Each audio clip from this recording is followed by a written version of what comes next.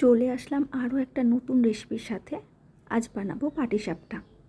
তার জন্য যে মেজারমেন্টটা আমি নিয়েছি, নর্মাল যে কাপ হয়, ছোট যে কাপগুলো, সেই কাপের 1 কাপ সুজি, পুরো 1 কাপের থেকে একটুখানি কম ময়দা আর 1/2 কাপ চালের গুঁড়ো।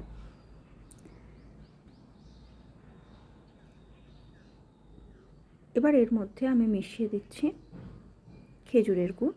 আপনারা চাইলে এখানে চিনি ব্যবহার করতে পারেন, আর যদি নর্মাল গুড় থাকে সেটাকে সামান্য জল দিয়ে একটু ফুটিয়ে নিয়ে লিকুইড বানিয়ে নিয়েও আপনারা বানাতে পারেন। মিষ্টিটা একটু কম দেবেন, কারণ মিষ্টি বেশি হয়ে গেলে তাওয়া থেকে উঠতে চাইবে না এটা, তো সেই কারণে মিষ্টিটা একটুখানি কম দেবেন। আমি এটাকে গরম জল দিয়ে এটা মিক্সড করে নিচ্ছি, যাতে খুব তাড়াতাড়ি এটা সুজিটা যেটা ওটা ফুলে ওঠে। মিক্সড আমার হয়ে গেছে, কনসিস্টেন্সি এখন এরকম আছে।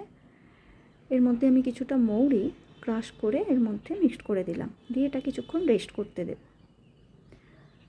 দেখুন সুজি আর চালের গুঁড়ো একদম ফুলে উঠেছে।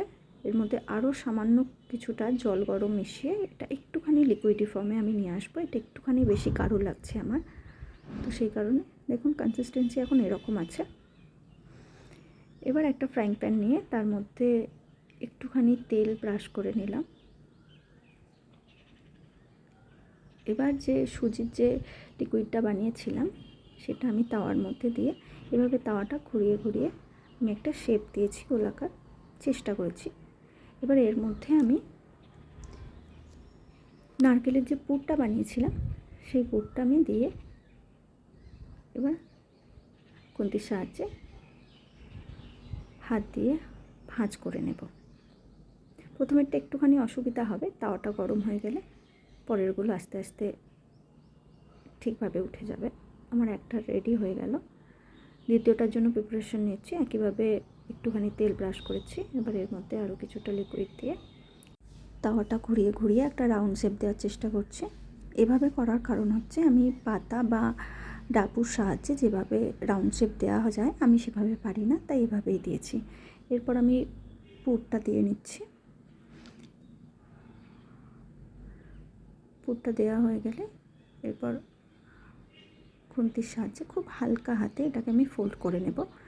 এটা খুব নরম হয়, বেশি প্রেশার দিলে ভেঙে যাওয়ার সম্ভাবনা থাকে, তাই হালকা হাতে এটাকে আমি ফোল্ড করে নিয়েছি। এখন আরও একটা আমার তৈরি হয়ে গেল। সুজি আর ময়দার পাটিসাপটা খুব বেশি নরম হয়। এই পাটিসাপটা আমি ফার্স্ট টাইম বানালাম, আমি এভাবে কখনোই বানাইনি, প্রথমবার বানিয়েছি। খুব সুন্দর হয়েছিল, মিষ্টি একদম পারফেক্ট হয়েছিল। আশা করছি আপনাদের ভালো লাগবে। ধন্যবাদ।